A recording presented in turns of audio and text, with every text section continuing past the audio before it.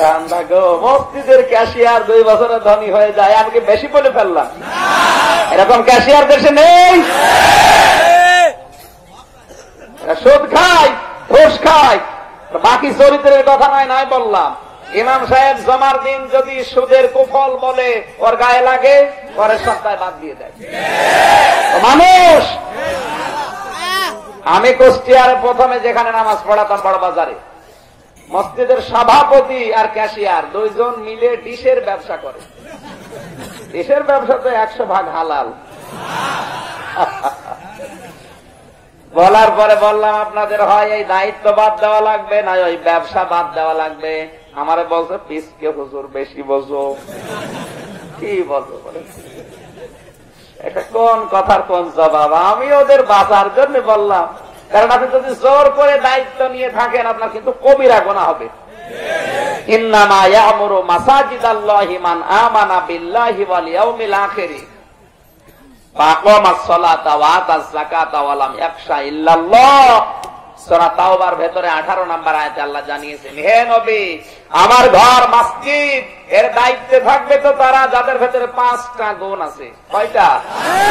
যারা আমি আল্লাহর প্রতি নির্ভেজাল ঈমান আনবে। 2 নম্বরে কিয়ামতে জবাব দেওয়া লাগবে এই বিশ্বাস যারা করবে। 3 নম্বরে নামাজ কায়েম করবে, নামাজ কায়েমের আন্দোলন করবে। 4 নম্বরে তারা সম্পদ থাকলে যাকাত দিয়ে দেবে। 5 নম্বরে আমি আল্লাহ বাদে ওদের অন্তরে কারো ভয় থাকবে না। গুণ বললাম কয়টা? বাংলাদেশে এই ঢাকা জেলায় যত মসজিদ আছে, সভাপতি, সেক্রেটারি, ক্যাশিয়ারের ভেতরে এই গুণ শুধু আজকের এই মতোয়াল্লির ভেতরে আছে না, মানে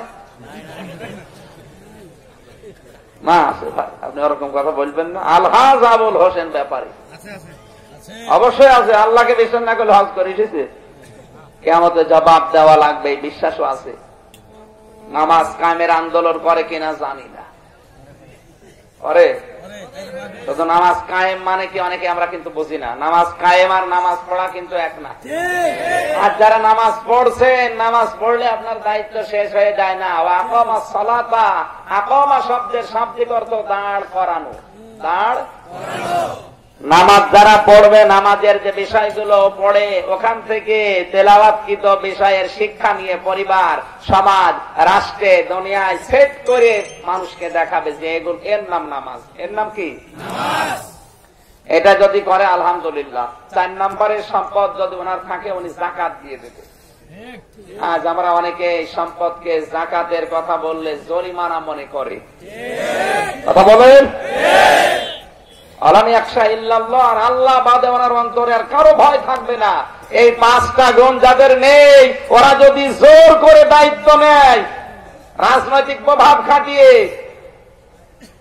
যতদিন দায়িত্বে থাকবে ততদিন কবিরা গুনাহ হবে। কোরআন শরীফ না মানলে কি গুনাহ হয়? এরকম গুনাহ এদেশে এখন আছে না নেই? বেদারতে হচ্ছে। আমি এইটাই বারণ করেছিলাম যে আপনি হয় দায়িত্বে থাকতে চাইলে ডিশের ব্যবসা বন্ধ করেন, কারণ এই উলঙ্গ নাচ কত মানুষ দেখে, তাদের পরিবার নষ্ট হয়। এক কথা বলছে না কেন? ডিশের ব্যবসা ওইটার নাম না?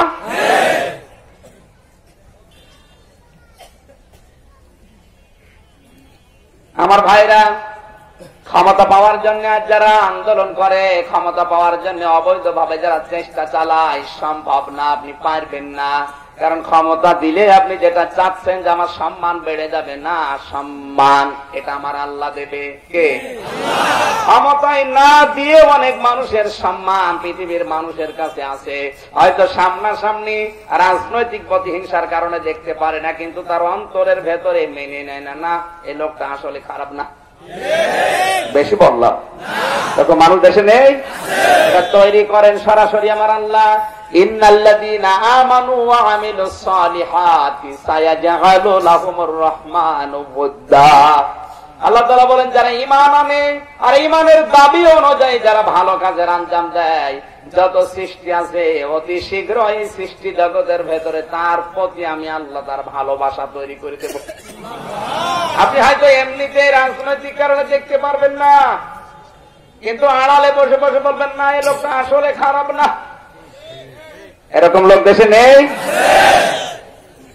সঠিক কথাগুলো তুলে ধরা হয়, এজন্য হয়তো সামনাসামনি ওদের পীরের গায়ে লাগে, ওদের মাজারের গায়ে লাগে, ওদের ব্যবসার গায়ে লাগে। সামনাসামনি অনেকে হয়তো আমরা দেখতে পারে না, যদি বিবেক থাকে পেছনে পেছনে কিন্তু বলতে বাধ্য হয় না আসলে কথাটা ঠিক আছে। আমি তো আমার বাবার কথা বলার জন্য আমি আসি না।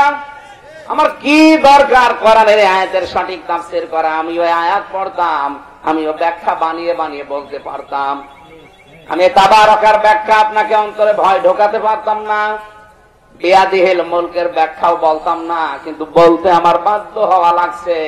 আমি যদি সঠিক কথাটা তুলে না ধরি, আর আপনি যদি আল্লাহ সম্পর্কে সঠিকভাবে না জানেন, উল্টা পাল্টা কাজ করলে শুধু আপনারই গুনাহ হবে না, আমি তো এসেছিলাম সতর্ক করার জন্য, আমারও গুনাহ হবে। এই জন্য বলা লাগে অহুয়া আলা কুল্লি শাইইন কাদির, তিনি এমন ক্ষমতার মালিক যে সব কিছুর উপরে তার ক্ষমতা চলে, শুধু বাংলাদেশ বাদ দিয়ে। কথা বলে না কেন?